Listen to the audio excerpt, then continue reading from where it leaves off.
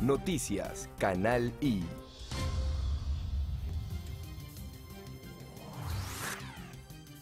Gracias por continuar en sintonía de Noticias Canal I. Nosotros le damos la bienvenida a este segmento de entrevista a nuestro invitado del día. Recibamos al presidente del Comité de Usuarios del Transporte Público, Luis Alberto Salazar, precisamente porque son muchas las aristas que giran en torno a la problemática del transporte. Y hoy, precisamente a esta hora, se lleva a cabo en el Ministerio del Transporte una reunión entre los transportistas y las autoridades vinculadas para determinar lo del aumento que se prevé para el próximo lunes de 5.000 a 10.000. Sin embargo, ya algunos usuarios han denunciado que esta tarifa se ha venido cobrando arbitrariamente. Coméntenos al respecto. Sí, en efecto, el Comando Intergremial del Transporte, de una forma unilateral, fijó tarifas de 10.000 bolívares para rutas urbanas, 200% en rutas suburbanas y precios siderales para rutas extraurbanas, cuando en la mesa de negociaciones con el Gobierno Nacional deben estar los tres factores, que es el denominado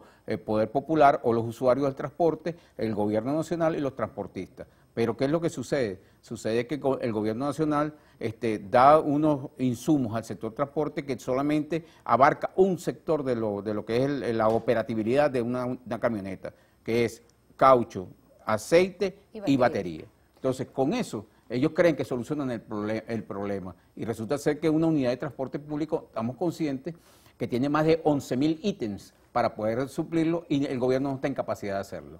Sin embargo, otra de las propuestas que se ha hablado al respecto y que ustedes mismos han planteado en otras entrevistas es que sea asumida toda la flota a través del SITSA, que es la empresa que maneja el Estado de Transporte. Claro, porque quien tiene que garantizar nosotros la movilidad del usuario en todo el territorio nacional es el Gobierno Nacional. El Gobierno Nacional tiene un acuerdo con la República de China, ¿verdad?, de hace muchos años, donde ha traído unidades de transporte, en este caso Yutong, que son más de 15.000, tiene una empresa que es SITSA, que tiene una logística para hacerle mantenimiento a estas unidades y tiene una fábrica de autobuses en San Felipe. Entonces no puede haber un causal de que nosotros no tengamos transporte público en situación tan precaria como la que estamos haciendo, lo que tenemos ahora, donde la gente tiene que moverse en algunos sectores de la ciudad en perreras o en unidades que no cumplen con las condiciones. La gente está caminando, necesita caminar, la gente está moviéndose en cola en Valencia, en Maracay, en Puerto Ayacucho, en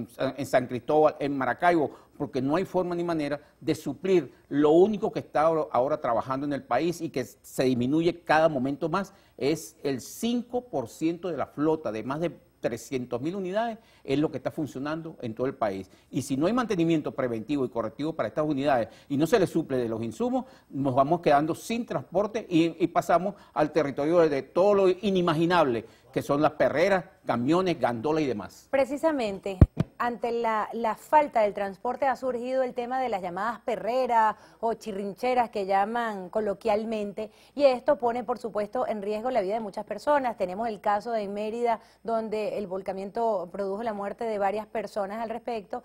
¿Cuál ha sido el pronunciamiento de las autoridades? Porque también vemos que ante la falta de transporte ya se está prácticamente estandarizando esta medida de transporte.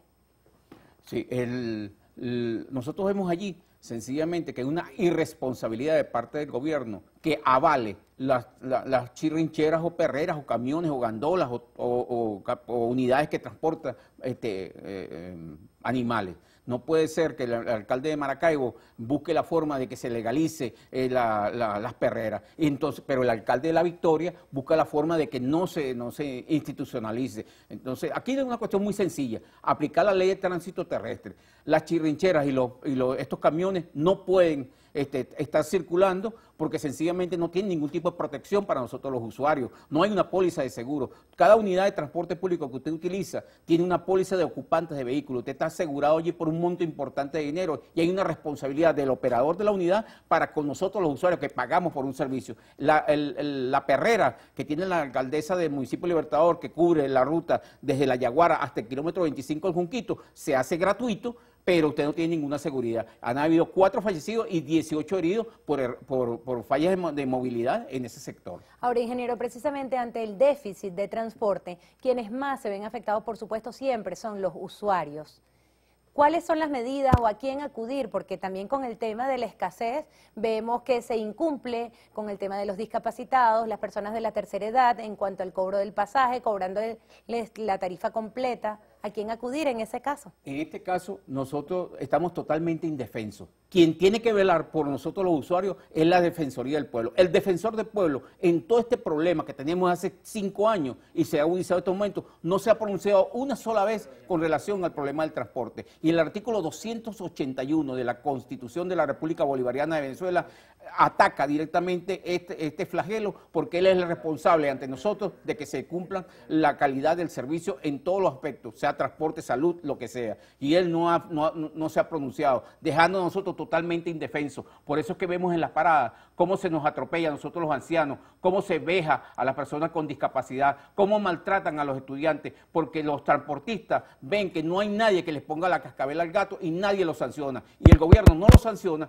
porque no tiene capacidad de darle los insumos que ellos necesitan para que puedan operar el servicio. Bien, nosotros vamos a hacer nuestra primera pausa. En el próximo corte también estaremos abordando el tema de los usuarios, cómo hacen para afrontar este nuevo aumento que está en la mesa y que actualmente no se ha terminado de definir, pero cómo los afecta. Si anteriormente el pagar 5.000 era cuesta arriba, ahora 10.000 con el tema del efectivo. Pero eso lo hablaremos en el próximo corte. Ya volvemos. Y en nuestra entrevista del día acá en Noticias Canal I tenemos como invitado a Luis Salazar, quien es el presidente del Comité de Usuarios del Transporte Público, abordando precisamente las diferentes aristas en cuanto a la problemática de transporte. Habíamos dejado en el corte anterior la pregunta sobre cómo hacer y cómo han los usuarios adoptado este nuevo incremento ante la problemática también del efectivo. Si antes se hacía cuesta arriba pagar el transporte con 5.000, ahora son 10.000 lo que se estaría manejando y que aún no ha sido aprobado por el Ejecutivo Nacional. Bueno, para nosotros sencillamente, y todos los que nos están viendo ahora este programa, se dan cuenta de que pagar 10.000 bolívares en la ruta urbana es prácticamente imposible. La persona que gana un sueldo mínimo no va a poder pagar ese tipo de incremento. La persona que vive en Guarenas, Guatire, tiene que pagar 40.000, 60.000 bolívares de pasaje. Y la gente que vive en Cuba para llegar al ferrocarril tiene que pagar 50.000 bolívares en horas diurnas, porque después de las 7 de la noche todo se vuelve aquí grisáceo y las tarifas que se cobran no tienen ningún tipo de parangón. Eso sucede porque en ninguna de las paradas del transporte público en todo el país hay un fiscal del Instituto Nacional de Transporte que vele por los intereses de los usuarios. Entonces, ¿qué es lo que sucede? ¿Cómo hacemos nosotros para cargar 100.000 bolívares, 200.000 bolívares en efectivo si no hay ninguna entidad bancaria que nos lo dé? Ante esa situación, nosotros hemos solicitado a Sudeban que haya un incremento en los cajeros automáticos, de que por lo menos la persona pueda tener por lo mínimo 100.000 bolívares para moverse en el área urbana y esperando que aumente con el nuevo Cono Monetario un volumen más importante para que los usuarios podamos tener, no solamente para moverse en transporte, sino para otras cositas mínimas como comprar un periódico. ¿Sería pertinente como medida paliativa también ampliar lo del uso del carnet de la patria también a las unidades de transporte, como se había planteado en algún momento? No, el carnet de la patria ya se implementó en forma piloto en la estación de la Rinconada, en el área de trenes que va en el ferrocarril. Ahí se está haciendo el piloto y las personas compran o recargan el carnet de la patria y lo cargan. Pero entonces nosotros que tenemos una camisita blanca no tenemos acceso al carnet de la patria, entonces nosotros tenemos que hacer colas y colas para poder tener acceso al ferrocarril y eso se llama discriminación. Si el gobierno estaba pensando en tener un carnet, bueno, un carnet que pudiera ser de la patria, pero nosotros que también tenemos unas camisitas blancas y no tenemos ese carnet, también tuviéramos algo que pudiéramos tener acceso a tener un pago y poder pagar en el caso del ferrocarril. Ellos quieren hacerlo en el ferrocarril, extrapolarlo al metro de Caracas y llevarlo a las camionetas. Pero ¿qué es lo que pasa con las camionetas? Que hay que instalar unos equipos que son muy costosos. Si nosotros no podemos tener operativas las unidades, ¿qué vamos a estar nosotros poniendo equipos costosos para ello? Y el único implemento que está operativo es el Yutong, el bus Yutong, porque ya viene ensamblado de China con este sistema de prepago, de tarjeta por contacto. Por eso es que nosotros le decimos que la responsabilidad de la movilidad en todo el territorio nacional es del gobierno nacional, que cuenta con los autobuses, 15.000 autobuses, ojo, tiene 15.000 autobuses de Yutong para poder desplazarse por todo el territorio y medianamente cumplir con un servicio de traslado, por lo menos en la mañana, por lo menos en la tarde, como lo estamos haciendo ahora, y se ha visto efectivo por cuestiones de conflicto en La Guaira. Vaya para La Guaira para que usted vea. En la mañana salen en Gato Negro los autobuses que van hasta el Trébol, cobran 1.500 bolívares, pero al lado están las camionetas que cobran 40, 50, 60, 80.000 bolívares. La gente escoge, no tengo para pagar, me voy en mi autobusito rojo de 1.500. Quiero estar cómodo, me voy en mi camioneta de 40, 50.000 bolívares. Esa es una realidad y así queremos que sea en todo el país. En el caso de Baruta y El Latillo tampoco tienen servicio, pero entonces exigimos que saliera una unidad que sale de la estación Parque del Este. Entonces la gente que no tiene capacidad económica va a Parque del Este y esta unidad lo lleva hasta El Latillo, entrando a Baruta. ¿Crees que una de las medidas también sería posiblemente evaluar el municipalizar el transporte público, tal y como lo habían planteado en el municipio Libertador algunos concejales? Claro, eso hay que municipalizarlo, pero hay un detalle allí. Ahí el Poder Popular quiere entregarse, se le quiere entregar de nuevo unidades de transporte público. Mire, si las unidades, los trabajadores del transporte que tienen sus unidades privadas no pueden mantener esas unidades, imagínense la gente del Consejo Comunal que le entrega un autobús. Ustedes no se imaginan lo que cuesta el mantenimiento preventivo de un autobús. Solamente bajar la bomba de inyección que tiene todo un sistema de alimentación del motor, eso cuesta un dineral. Y eso necesita un banco de pruebas que solamente aquí en Caracas lo tiene el Metro de Caracas. Bueno, eso no existe, no hay taller mecánico que tenga esa bomba. ¿Cómo lo va a tener esa gente humilde del Consejo Comunal? Trabajará 2 meses y después ese autobús lo van a parar a un lado. Y esa no es la idea, lo vuelvo y reiteramos.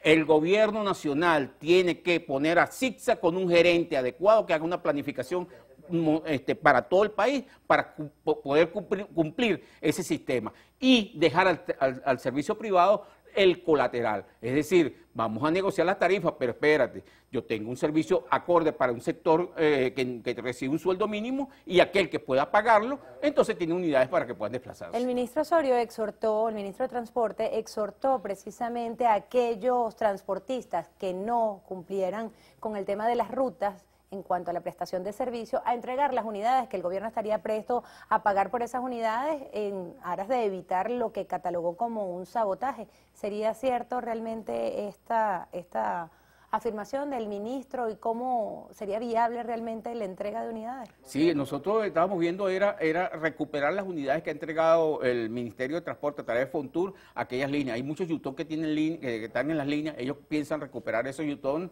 para ponerlo en servicio del pueblo y comprar las otras unidades. Pero reiteramos, ¿cómo se le va a suplir a estas unidades que se van a comprar los repuestos? Porque estos repuestos, estas unidades que son de transporte público-privado, vienen más que todo de los Estados Unidos.